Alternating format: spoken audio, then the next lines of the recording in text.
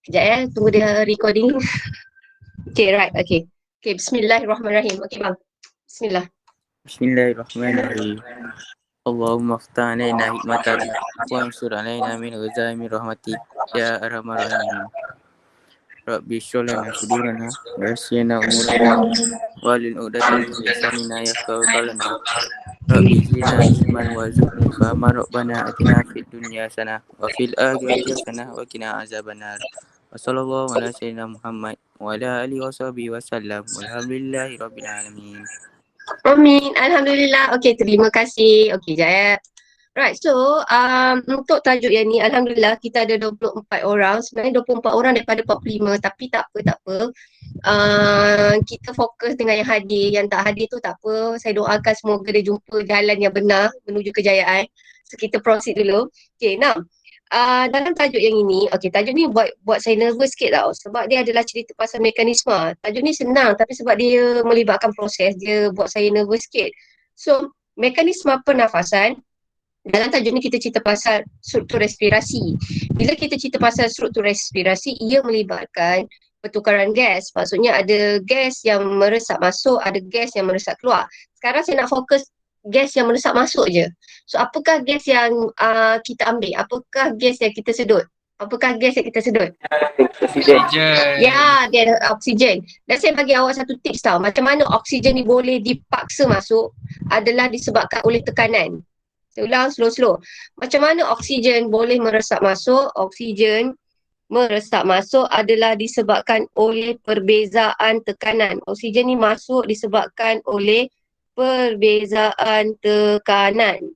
So katakanlah tekanan, maksudnya ini adalah dalam sel. Dalam.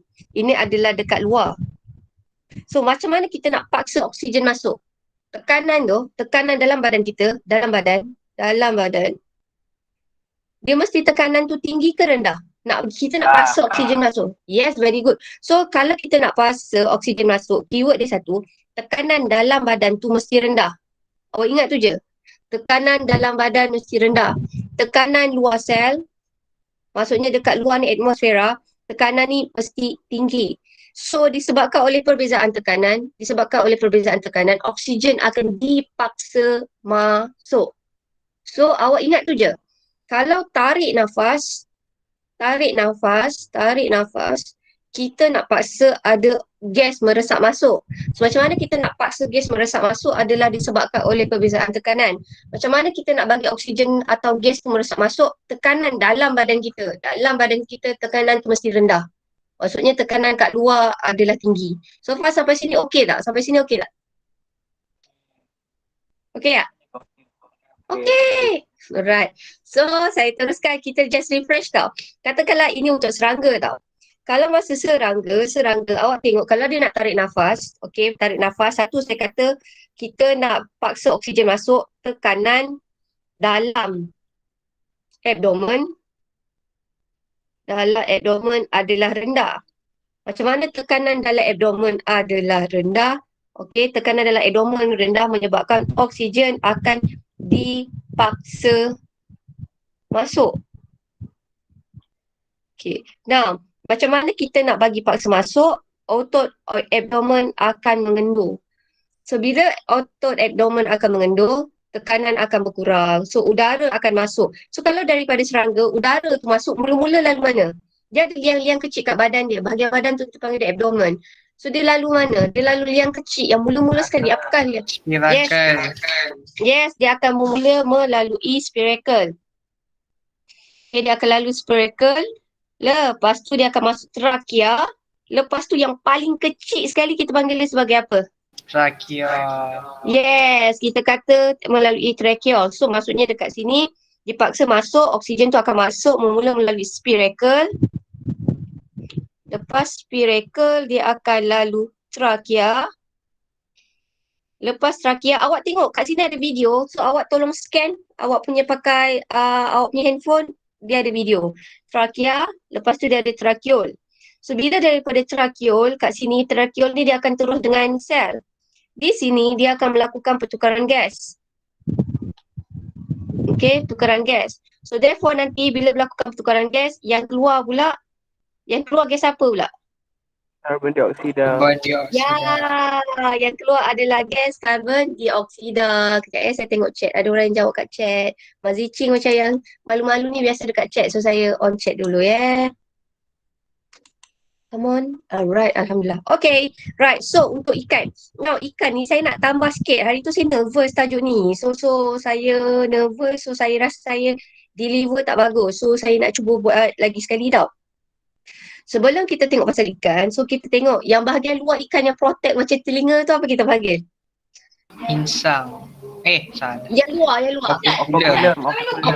Kalau okulam barulah ada insang. Okay. So setiap insang dia ada sikat yang bulu-bulu halus ni. Ini namanya adalah sebagai filamen. Lepas tu filamen ni pula dia ada lagi bulu halus-halus. Maksudnya saya nak bayangkan, saya lukis cantik sangat. Ini adalah filamen.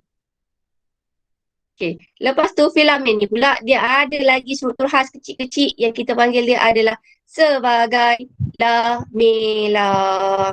Lepas tu saya nak tunjukkan satu je. Alright, ini masuk. Okay, kita ada 27. Alright, so saya nak tunjukkan satu je tau. Sebenarnya dalam ikan macam ni tau. Aliran darah dan juga aliran air dia bukannya sehala macam ni. Maksud bayangkan ini adalah lamela. Jari saya ni, ini awak bayangkan ini adalah filamen. Okey, filamen. Ini adalah filamen. Katakanlah air masuk, air bukan macam ni tau. Maksudnya air dengan lamela tu, dengan filamen tu, dia adalah berlawanan. So air tu lalu antara ni. Ni bayangkan ni air, dia lalu antara ni. Yang ini kita panggil ni mekanisme yang ini, okey, awak bayangkan ini aliran darah. Darah mengalir dari sini. Tetapi kalau air dia mengalir lalu ni, cross ni. So yang ini kita panggil mekanisme yang ini, mekanisme pertukaran gas ni kita panggil dia sebagai, kalau bahasa Inggeris panggil counter current exchange. Kalau bahasa Melayu panggil adalah sebagai tukar ganti lawan arus. So kenapa tukar ganti lawan arus ni penting dalam ikan? Disebabkan dia boleh maksimumkan pertukaran gas. Kenapa? Sebab saya bagi satu fakta, yang ni tak ada dalam buku teks. Ini dalam buku teks lama. Okay. Nah, kenapa? Sebab kandungan oksigen terlarut dalam air adalah rendah. Okey, so nampak tak? Dekat sini kata kepekatan oksigen dalam air adalah 10,000 kali ganda lebih rendah berbanding di udara. Jadi, insang tu Tuhan jadikan perlu efisien. So, macam mana efisien saya kata? Dengan melakukan satu mekanisme yang kita panggil dia adalah mekanisme pertukaran gas, tukar ganti lawan arus. Apakah yang korang faham tukar ganti lawan arus? Aliran air dengan aliran darah tu sehala. Sama hala ke atau berbeza? Sama ke berbeza? Yes, berbeza. So, bayangkan ini adalah insang. Ini adalah filamen. Jari yang ni filamen. Jari saya sebelah ni, ini adalah air. Dia lalu begini. Ini yang kita panggil dia sebagai tukar ganti lawan arus. So, apakah kebaikan pertukaran gas ini dilakukan secara tukar ganti lawan arus? Apakah kebaikannya? Kenapa air itu mengalir begini? Why?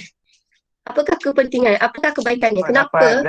Untuk memaksimumkan Yes! Sebab dia nak maksimumkan oksigen yang boleh meresap masuk ke dalam filamen. Okay. Kenapa? Okay.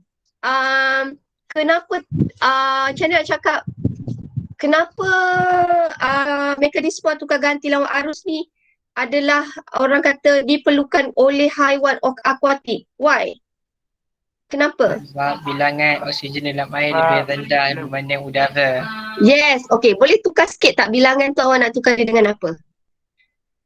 Kandungan, yes, ataupun kita kata sebagai kepekatan. Yang ni hari tu saya tertinggal kat video yang sebelumnya. So awak ingat kenapa ikan tu, senang kata kalau awak tengok video, kenapa ikan dengan air tu mengalir tak sehala? Sebab adalah disebabkan dia nak memaksimumkan pertukaran gas. So apakah nama mekanisme tu? Mekanisme tu kita panggil dia sebagai tukar ganti lawan arus. So far sampai sini okey tak? Okey cikgu. Okey. Korang dah lapar ke? Korang dah makan belum? Belum. Belum. Kesiannya korang. Okay, right. So, yang ini lagi sekali tau. Ini saya laju sebab kita dah belajar hari tu, kita buang masa lama kat sini. Okay. Now, yang ni saya dah study dulu. Okay. Yang ni kita dah study. Mula-mula, okay. Dalam banyak-banyak organisma, hanya ikan saja bila dia tarik nafas, dia terbuka. Sebab dia duduk dalam air. Kalau manusia dan juga katak, bila dia tarik nafas, dia pakai hidung, mulut dia tertutup tau. Okay? So, satu-satunya organisma bila dia tarik nafas, mulut dia terbuka hanya ikan. Kenapa ikan? Dalam proses nak ambil tarik nafas tu, kenapa mulut dia mesti terbuka? Dia masuk air. Nak tarik air. Sebab kenapa air tu penting? Kenapa dia kena masukkan air? Sebab air ada Dalam air tu ada oksigen. oksigen. Yes, sebab dalam air, yes, very good Mas Zicing. Sebab dalam oksigen tu ada dalam air. Sebab tu dia terbuka. So, ingat tau, antara ikan, katak dan manusia, hanya ikan sahaja masa tarik nafas, mulut dia terbuka. So, faham okay sampai situ? Okay. Now, so the first step adalah mulut terbuka. Bila mulut terbuka, ingat, mulut, any mulut, apa-apa mulut, kita ada rahang bahagian atas, bahagian bawah. Dia bukan macam krokodil.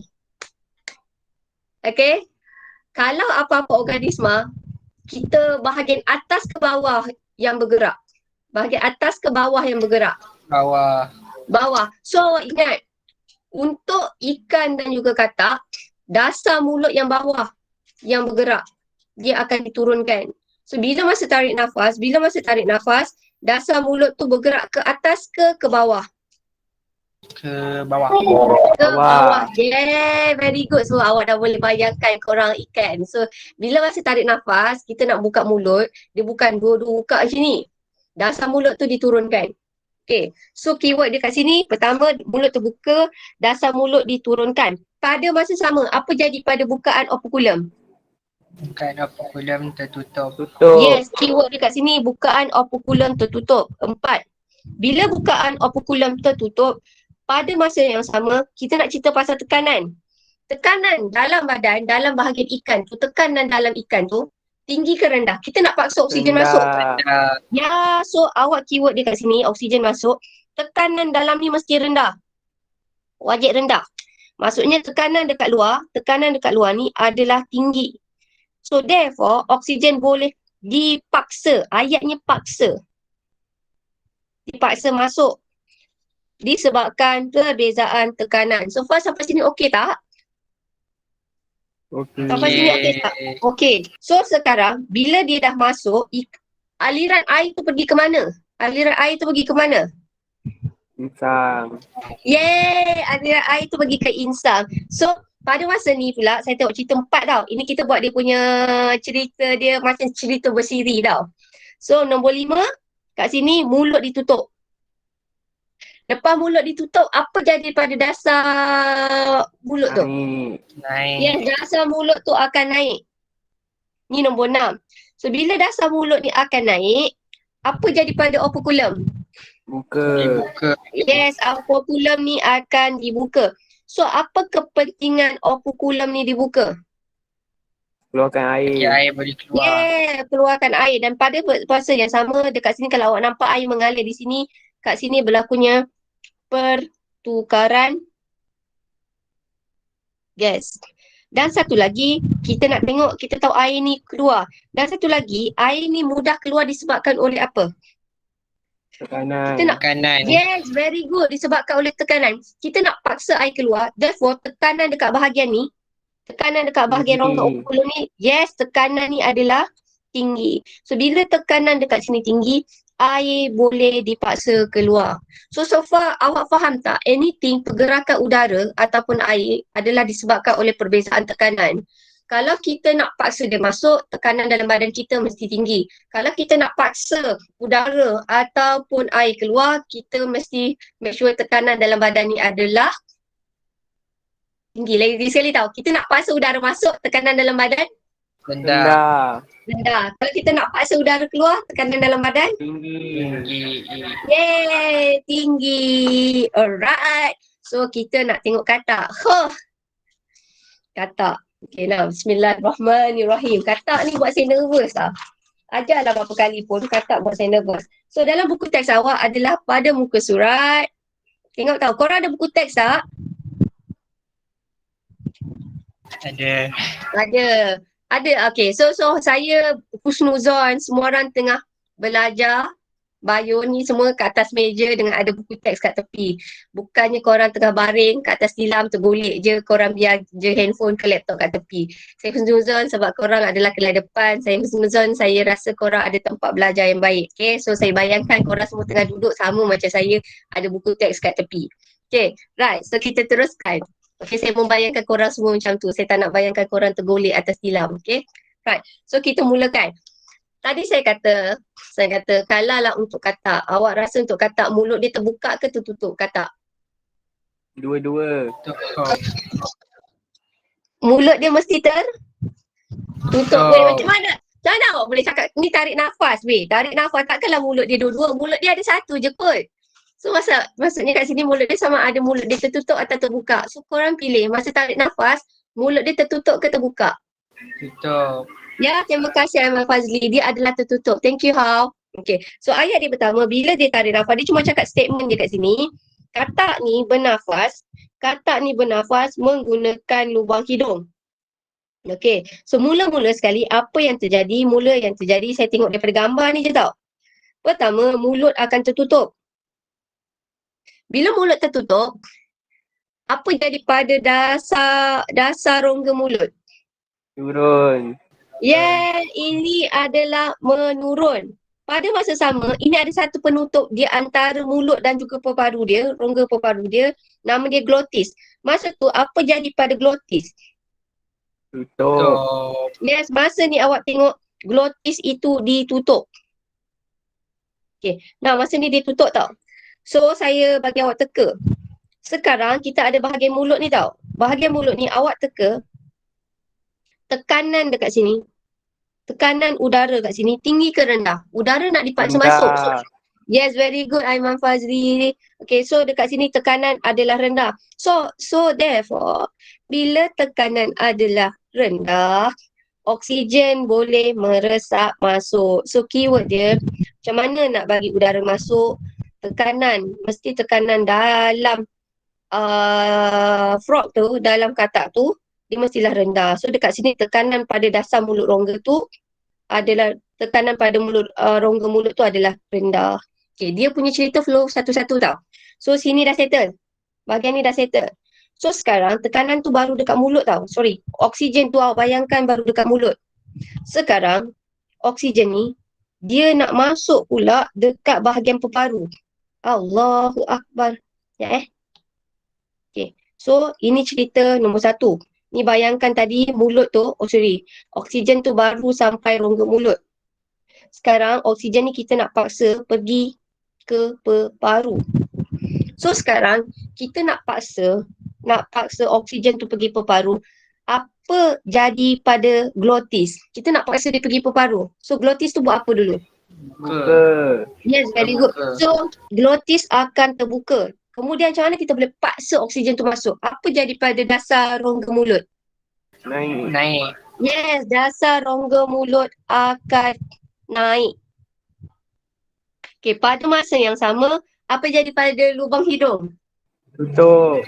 Yes, lubang hidung adalah tertutup.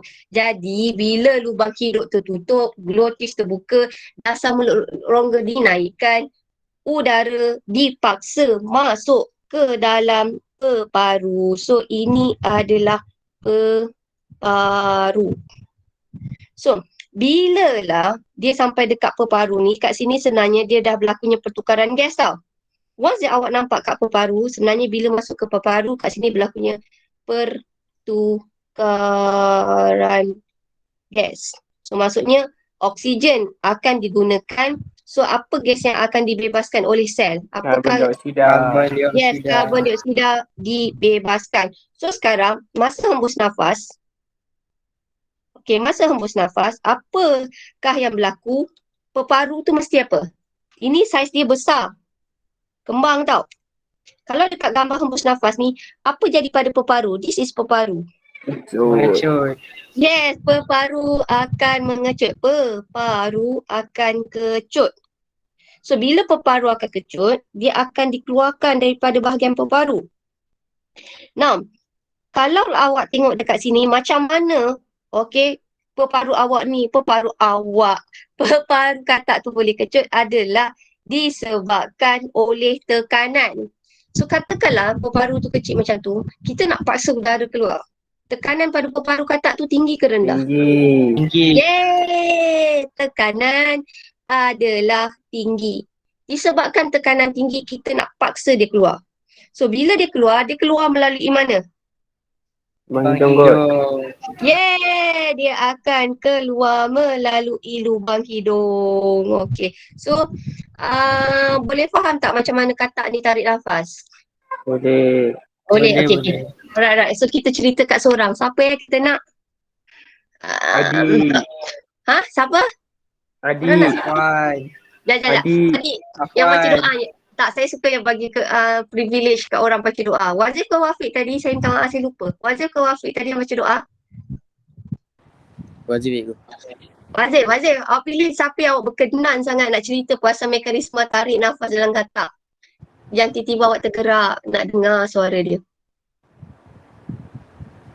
Hafiz ikut. Hafiz. Yeay, Hafiz. Okay, Hafiz. Try Hafiz. Bismillahirrahmanirrahim. So, saya padam dulu. Allahu Akbar.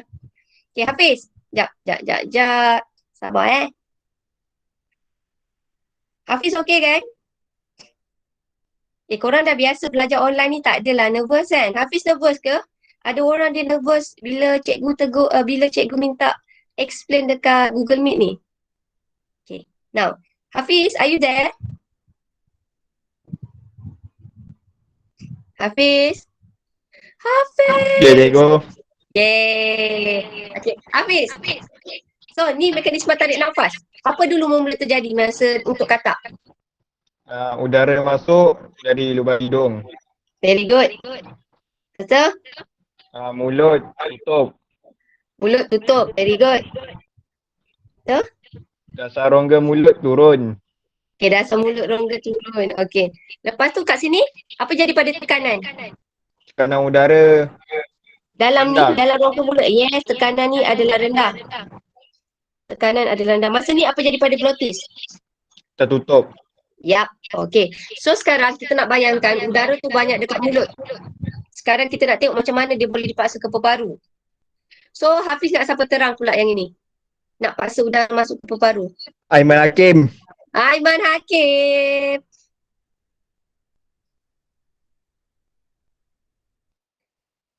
Aiman Hakim, awak type pun tak apa, saya bacakan. Dia tak live the meeting kan?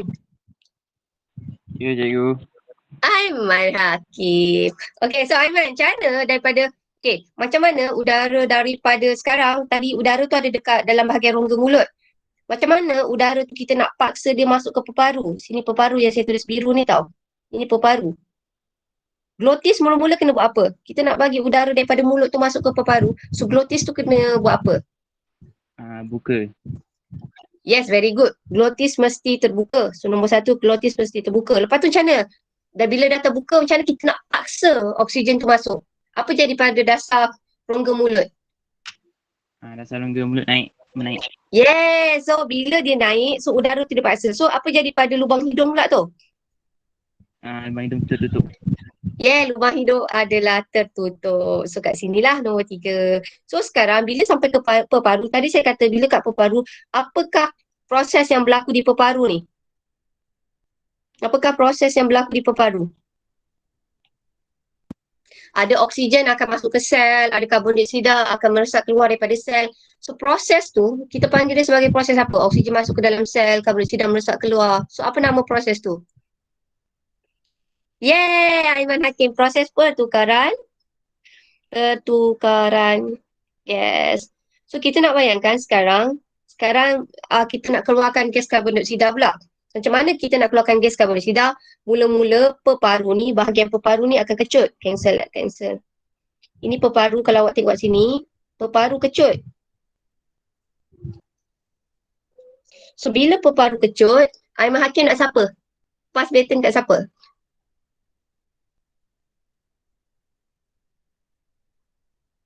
Ada ke dia jawab? Ahmad Hakim kat siapa?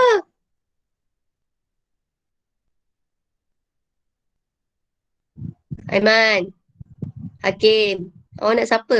Pass baton. Macam mana kita nak buang gas daripada peparu? Dah berlaku tukaran gas. So sekarang ada carbon dioksida. Macam mana kita nak paksa carbon dioksida tu keluar daripada peparu? Aiman Hakim masih kat situ? Are you there? Okay, Aiman nak siapa?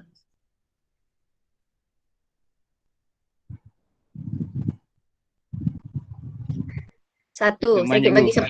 Luqman, okay. Luqman, okay Luqman. Luqman. Luqman.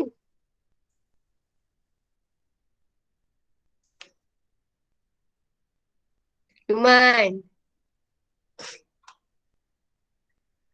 Luqman ada tak? Okay, selatan. Sekejap. Korang nak siapa ni? Luqman tak adalah. Okay. Saya bagi dekat anak dara boleh tak? Sekejap saya cuba. Korang jangan takutlah dengan saya. Tak ada siapa pun penalty pun. Janganlah risau. Ni bukannya ujian. Ni bukannya exam. Okay. Kalau awak tak faham, at least saya terang. At least kalau awak tak faham, kita boleh terang lagi sekali. So no worries. Saya tak tahulah awak punya anxiety belajar online ni lebih kot daripada biasa kan. Nur Hidayah boleh tak? Saya teringin lah nak dengar. Kalau Nur Hidayah malu, okay, saya je. Nabil, okay. Nabil nak. Okay, right, so Nabil. Okay, thank you so much. Tapi chat, okay, boleh? Cepat Nabil, apa nak jawab? Macam mana awak nak jawab? Sekejap. Ayo. So kita kata alright. So macam mana? Okay, soalan saya lagi sedikit. Sekarang bila gas oksigen dah sampai ke peparu berlakunya pertukaran gas. So yes, very good. Peparu menjadi kecut. So bila peparu menjadi kecut, tekanan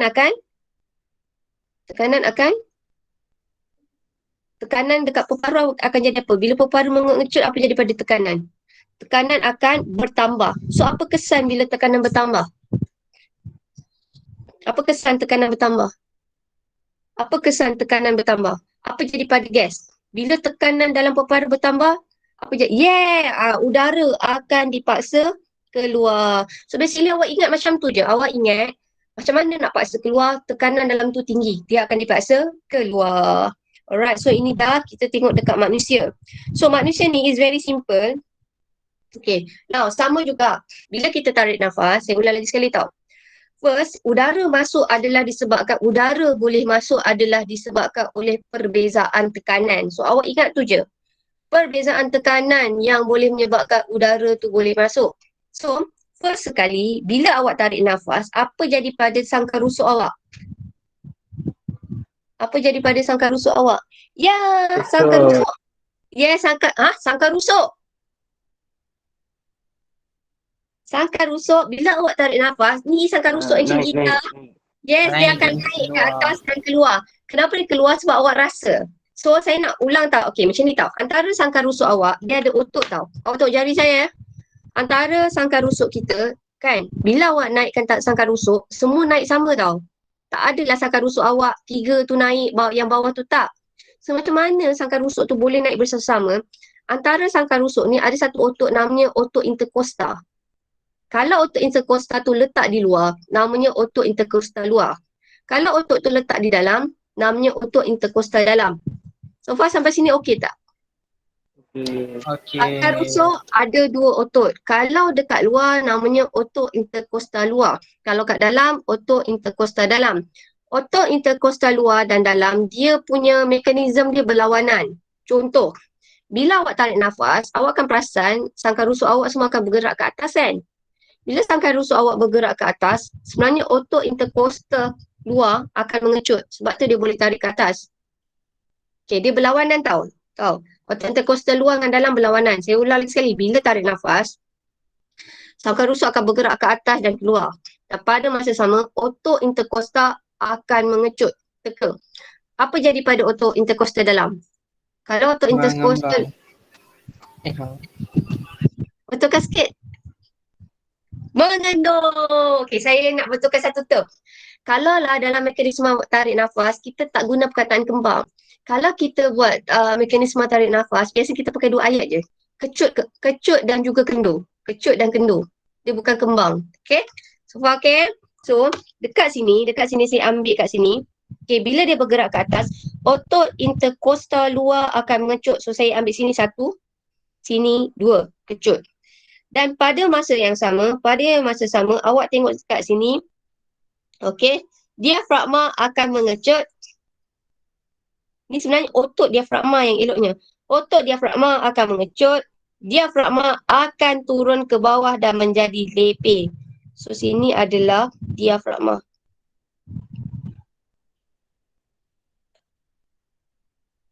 Okey. So senang kata macam ni. Yang ini namanya diafragma. Diafragma ni boleh berubah bentuk disebabkan diafragma ada otot. Tu je saya nak bezakan. So, bila kita tarik nafas, sangkar rusuk akan bergerak ke atas dan keluar. Okey, macam mana dia boleh bergerak ke atas keluar adalah disebabkan oleh otot interkostal. Okey, otot interkostal ni tadi saya kata, kalau kita tarik nafas, otot interkostal luar kecut ke kendur. Tarik nafas. Kecut. Yes, dia akan kecut. So, bila dia akan kecut, okey, tekanan dalam peparu ni, awak tekanan dalam peparu ni tinggi ke rendah? Rendah. Yes, tekanan dekat dalam ni mesti rendah. So, bila tekanan dalam ni rendah, udara dipaksa masuk. So, ingat, kesimpulannya macam mana udara boleh dipaksa masuk adalah disebabkan oleh perbezaan tekanan. Okey, macam mana boleh paksa masuk? Nak lagi spesifik, tekanan dalam tu adalah tinggi.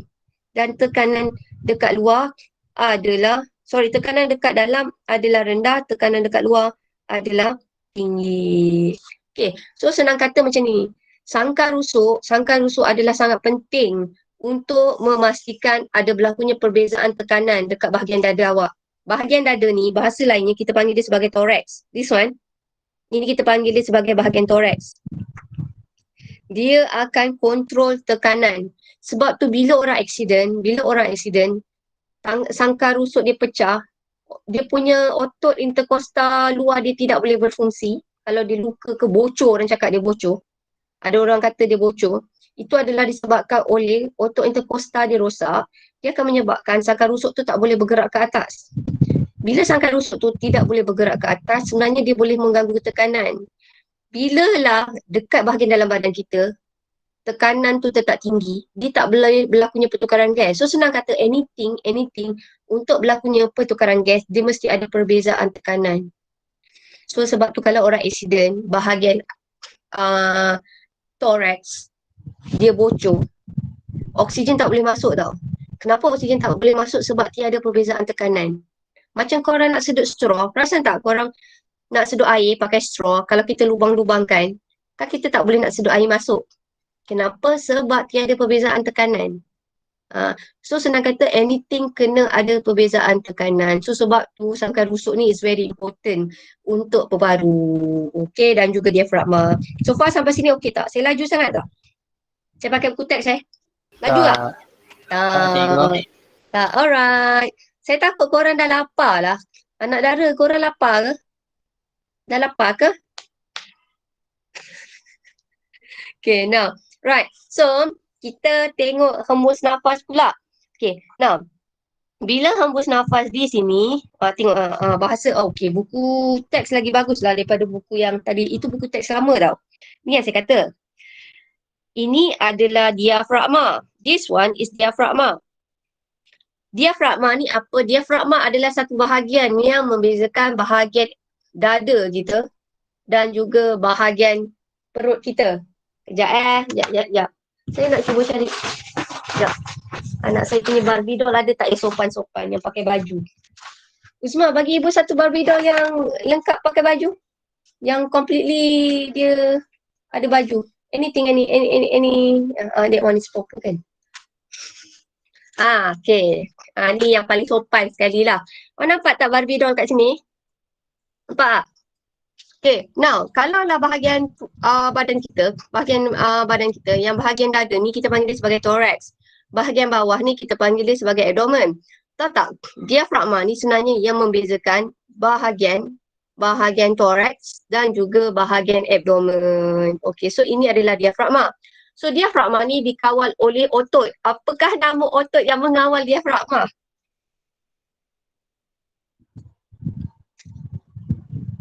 Apakah nama otot yang mengawal diafragma?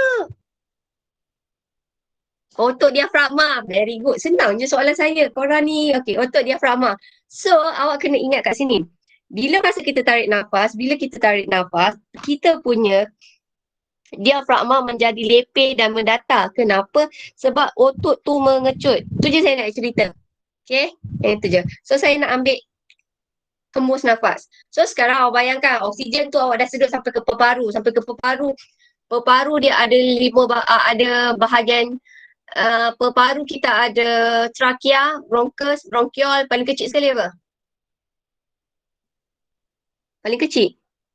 Kita ada sini kan? Alveolus.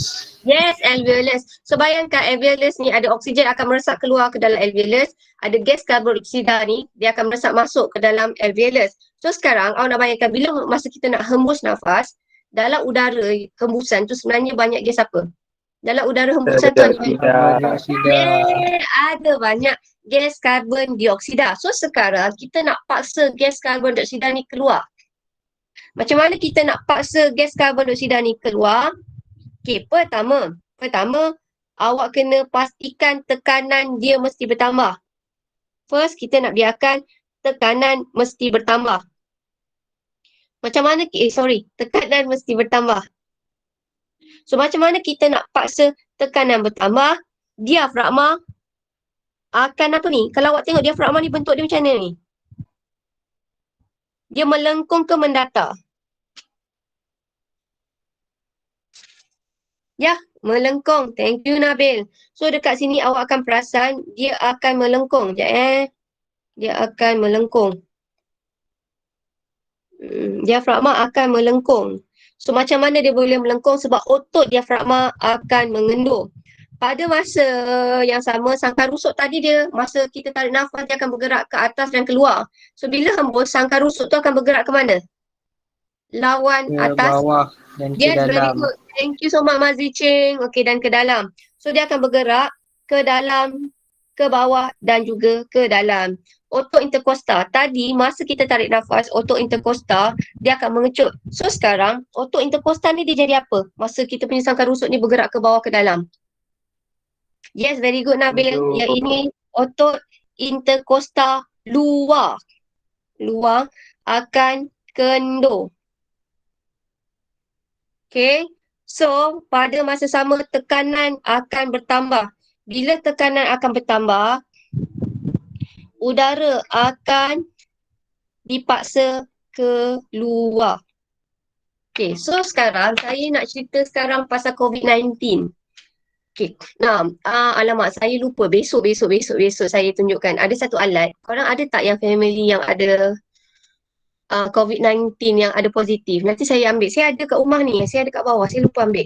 Okay, kalaulah orang ada COVID-19, biasanya kita akan check dia punya kandungan oksigen dalam badan. Kandungan oksigen dalam badan tu dia mesti lebih kurang 100, antara 195 hingga 100. Dia ada satu alat kecil yang dia letak kat jari ni. Dia nak tahu kandungan oksigen. So bila kandungan oksigen banyak, maksudnya dalam badan kita banyak oksigen. Dan orang yang kena, awak tahu tak yang orang kena COVID-19 yang dah kena dia tidurkan pakai ventilator tu, kan saya ada cerita kat awak, adalah disebabkan gas karbon dioksida dia terlampau banyak. Okey, gas karbon dioksida ni terlampau banyak, macam ni tahu, ada certain orang badan dia tak sensitif kepada kepekatan gas karbon dioksida. Sebab tu biasanya kadang orang tua badan dah tak sesensitif macam orang muda. Sebab tu korang ada dengar kes, ni macam sedih sikit, yang macam ada pakcik-pakcik yang pakcik yang dah tua, dia pergi saya ada baca dia pergi KKM, dia pergi klinik kesihatan, tiba-tiba dia rebah. Bahayanya orang yang tak detect kandungan karbon dioksida dalam badan, bila dia pergi jumpa doktor, dia rebah. Bila dia rebah, sebenarnya dia rebah adalah disebabkan dalam darah dia banyak sangat gas karbon dioksida dan juga banyak oksigen kurang. Kadang tetapi macam awak, orang yang muda, badan awak ni sensitif lagi. So kadang-kadang badan kita sensitif, kita tahu kita kurang oksigen dan karbon dioksida kita banyak. Okay, badan kita akan cepat termengah-mengah. So kita nampak simptom. Senang kata nampak simptom, so doktor terus bagi rawatan. Yang bahayanya untuk COVID-19, especially orang tua, badan dia banyak karbon dioksida, oksigen kurang. Okay, tetapi badan dia tak tunjukkan simptom. Bila dia tak tunjukkan simptom yang dalam badan dia, sel dia kurang oksigen, banyak sangat gas karbon dioksida. So apabila dia sampai jumpa doktor, tiba-tiba dia collapse. Dia collapse tu maksudnya badan dia dah kurang oksigen. So itu yang bahayanya. Sebab tu kadang-kadang orang yang pakai ventilator, sebelum pakai ventilator, awak tengok dia macam mana-mana, awak tengok kenapa kena pakaikan ventilator? Tengok nampak macam okey. Sebab doktor dah detect kandungan oksigen dalam badannya adalah terlampau kurang. Bila kandungan oksigen dalam badan terlampau kurang, gas karbon dioksida terlampau banyak. At one point, tiba-tiba dia akan menunjukkan satu simptom yang terus drastik, dia terus pengsan. So senang kata, kalaulah orang yang tak sedar dalam badan dia, kandungan oksigen dia kurang, kandungan karbon dioksida dia terlampau banyak, at one point, bila dia rebah dia terus, kita tak boleh selamatkan. Tetapi kalau awak pergi jumpa doktor detect daripada awal, so dia boleh selamatkan awak. So senang kata, kalau awak tengok apa-apa video yang orang masuk ventilator, sebenarnya ramai orang dah dapat diselamatkan melalui penggunaan ventilator tu. Okay, tapi saya takut juga orang pakai ventilator tu, sebabnya kebanyakan yang kadang-kadang saya tengok kat Facebook ke, dekat IG ke, kan, yang saya nampak biasanya lepas orang tu pakai ventilator, lepas tu orang tu meninggal. Tapi sebenarnya ramai orang diselamatkan menggunakan ventilator tu. Okay, cuma again, kenapa orang yang tua biasanya pakai ventilator adalah disebabkan kandungan oksigennya terlampau sikit dan kandungan karbon dioksida terlampau banyak. So kandungan karbon dioksida terlampau banyak, dia menyebabkan dalam darah pH dia sangat berasid. So kalau kita biarkan, dia akan menyebabkan kematian. So far korang boleh faham tak saya cerita apa ni? Boleh faham kan? So basically, nanti kalau korang tengok video-video yang pasal ventilator tu, korang lagi faham lah mengenai keadaan orang tu. So sebab tu kalau masa COVID-19 yang sekarang, normally sebenarnya saya rasa siapa-siapa yang positif pergi ke MAIPS kan. Korang rasa sedihnya dia pergi MAIPS semua kan. Tapi sebenarnya bagus tau kalau lah orang tu ada COVID-19 positif dan dia ada simptom macam sesak nafas, pergi ke situ sebab every day doktor akan check kandungan oksigen dalam badan. Kalau kat rumah kita tak ada mesin tu, boleh beli. Satu husband saya beli 100 lebih kot. Okay. So siapa pergi MAIP tu sebenarnya memanglah sedih, tapi sebenarnya bagus tau untuk orang yang positif COVID-19 pergi ke MAIP tu. Sebab hari-hari diorang akan check kandungan oksigen dalam badan dia. Sebab kita kat rumah tak ada kan. Unless kat rumah korang ada, okey lah kan. Alright. So itu saja saya nak share kat awak. Okay. Now, so udara hembusan. Okay. Yang ni kalau korang tengok kat sini, okay, teka-teka tau. Kenapa bila kita sedut oksigen kan, dalam udara hembusan oksigen ni banyak. Kenapa udara sedutan oksigen banyak. Tetapi kenapalah hembusan oksigen sikit? Kenapa bila kita sedut, oksigen banyak? Bila dah keluar, oksigen tu sikit. Berdasarkan kita ambil oksigen. Yes, sebab very good sebab oksigen itu telah digunakan dalam respirasi sel. So sebahagian oksigen akan digunakan dalam respirasi sel. Sebab tu kandungan udara hembusan, kandungan oksigennya adalah sedikit. Now, bila karbon dioksida pula terbalik. Karbon dioksida ni, okay, tengok masa kita sedut, kandungan gas karbon dioksida sedikit, hanya 0.04%. Tetapi bila kita hembus, dia punya bacaan naik. Jadi, kandungan dia jadi 0.4%. Okay, so dari mana hasilnya karbon dioksida ni? Sama juga. Ya, disingkirkan oleh sel melalui respirasi sel. Sebab tu masa CPR, korang pernah belajar kot masa form 3. Masa CPR, kenapa CPR kan kalau awak tengok kat sini kan, CPR dia pakai udara hembus. Awak hembus pergi kat orang tu. Kenapa CPR kita menggunakan udara hembusan? Tak kena, udara hembusan. CPR dia hembus, yelah tak bolehlah sedut kan. Sedut masuk ke dalam badan awak. Yeah, very good Abang Syami. Mesti dah pernah jawab soalan PT3. Korang jangan sempat ke PT3. Kesian korang. Lupa. So, kenapa kita CPR, kita masih menggunakan udara hembusan? Sebab dalam udara hembusan masih ada sedikit oksigen.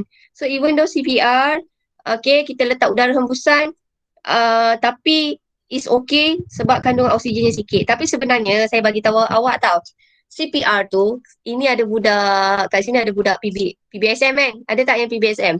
Nah, sebenarnya dalam CPR actually korang ingat CPR tu bagi mouth to mouth je. Sebenarnya CPR adalah yang paling penting masa korang tekan dekat bahagian thorax. Sebenarnya tak semestinya kalau masa CPR korang bagi udara hembusan. Sebenarnya dalam CPR dia ada dua mekanisme. Satu awak bagi udara hembusan, satu lagi awak tekan. So sebenarnya tekan tu banyak kali, udara hembusan tu 2-3 kali sahaja. Okay, so itu adalah CPR. Okay, right. Now CPR tu pun bahaya, korang kena tahu cara tekan. Korang tak boleh tekan terlampau kuat. Kenapa kalau masa buat CPR kita tak boleh tekan kuat sangat? Kenapa masa CPR tak boleh tekan kuat sangat?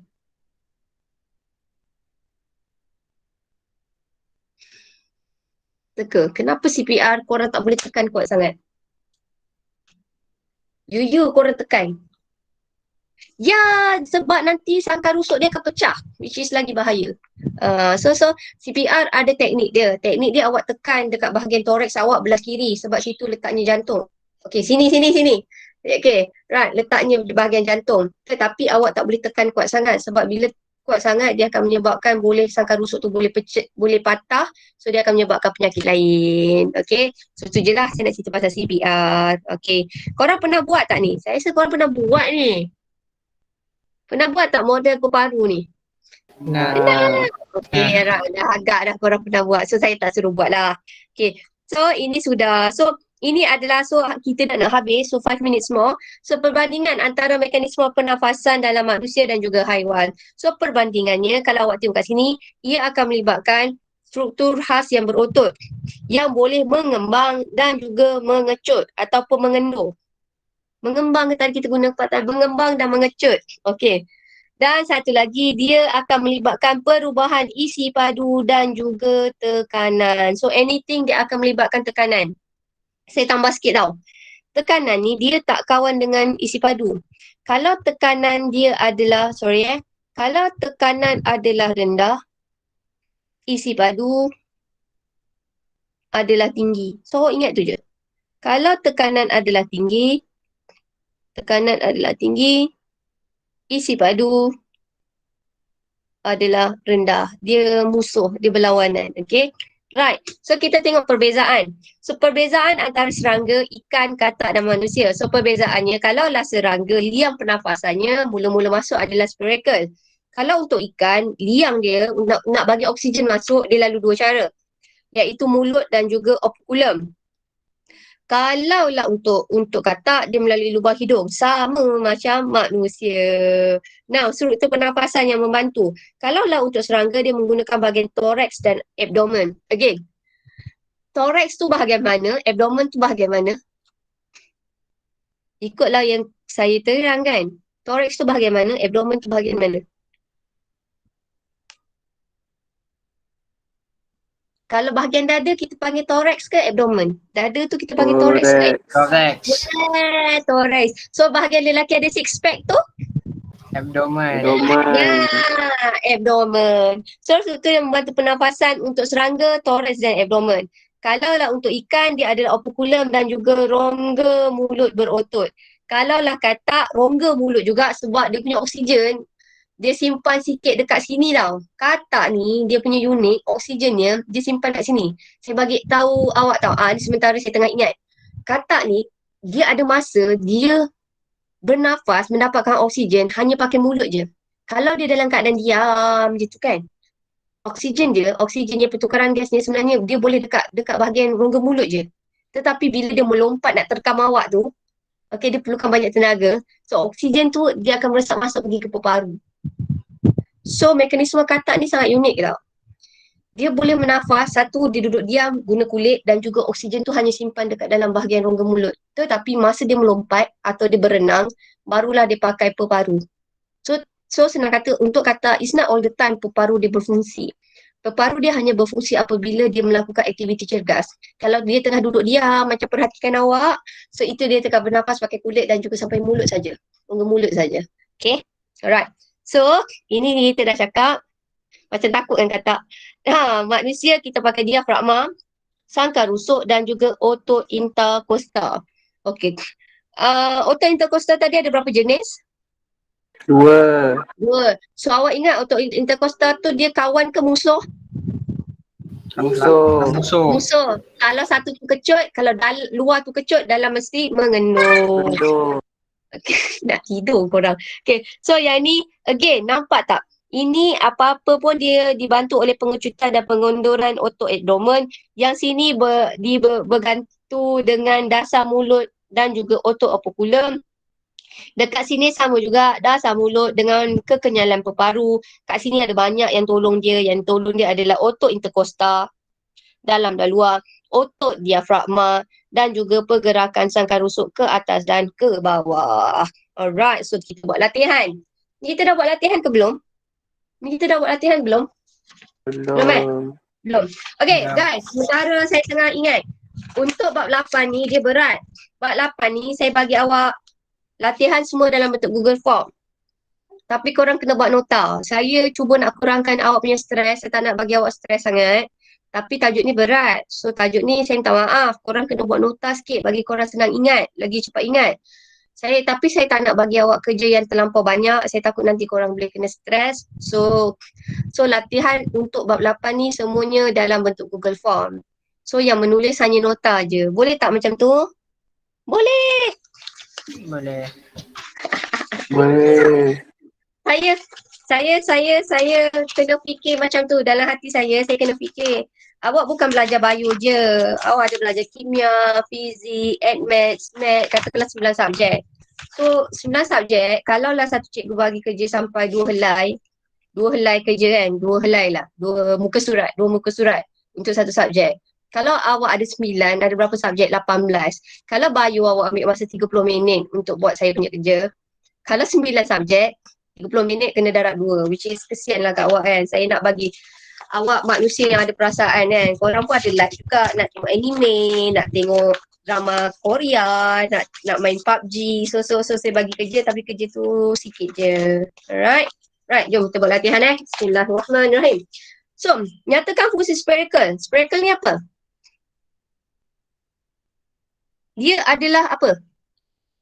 Rongga kecil, liang kecil. Liang kecil. Dia senang kata spherical adalah liang kecil yang menghubungkan struktur respirasi dalam serangga. Okay, now seterusnya saya buat laju je ni sebab tinggal 5 minit. Bagaimanakah otot abdomen membantu serangga? Okay, ni senang. Bila spherical terbuka, otot abdomen mengecut ke kendur. Bila tarik nafas, otot abdomen akan apa? Kecut. Tarik nafas, otot abdomen mengendur. Betul kan mengendur? Saya salah cakap ke tadi? Kendur. Okay, otot abdomen akan mengendur. So, spherical akan terbuka. Okay, now bila soalan nombor 3 pula tau. Nyatakan 2 ciri perbezaan antara mekanisme pernafasan ikan dan juga manusia. My God, soalan. So, kalau ikan, pertukaran gasnya berlaku kat mana? Ikan kat mana? Filamen. Filamen dan juga lamela. Kalau manusia, dia akan sampai ke mana? Dia sampai ke peparu. So ini dia lah saya ambil bagi kat sini. Dan satu lagi, kalaulah untuk manusia, liang kita bernafas, oksigen masuk mana? Hidung. Kalau ikan, dia mulut dan operculum. So ini adalah beza dia. Last kali nombor 4. Okey, terangkan mekanisme tarik nafas manusia. Okey, ni saya nak siapa terangkan anak dara lah. Saya nak anak dara lah. Selain Mazrin. Saya tahu Mazrin. Saya dah kenal Mazrin. Faz, saya kenal dia punya tulisan yang cantik. Tapi depan-depan saya lupa lah Faz. Sorry Faz. Anak dara sepatutnya korang kena belanja muka lah. So basically biar saya ingat muka korang macam mana. Alia boleh tak Alia? Alia nervous tak? Kalau Alia nervous, saya terus jump pada orang lain. Okay, Alia Sufia. Alia Sufia, adik Adam. Betul ke adik Adam? Suka hati je saya. Alia Sufia. Alia Sufia, okey tak apa. Semua tak nak. Syafiqah. Ain Syafiqah. Hari-hari korang buat tarik nafas ni. Ain Syafiqah. Faz. Faz boleh tak Faz? Akilah ada tak Akilah? Faz. Ya, Ikut. Ni siapa ni? Faz. Okey, Faz. Saya tolong Faz. Jangan risau Faz. Bila kita tarik nafas, apa jadi pada awak punya sangkar rusuk? naik Yes, dia akan naik dan bergerak macam mana? Dia naik ke atas dan ke ke bawah, dalam ke bawah? ke depan. Ke depan. Okey. So sebab macam ni tahu Faz. Kalau awak tarik, awak akan rasa. So bila rasa, maksudnya dia rasa dia keluar. Dia arah keluar. So bila masa awak tarik nafas, awak punya sangkar rusuk tadi awak kata bergerak ke atas dan keluar.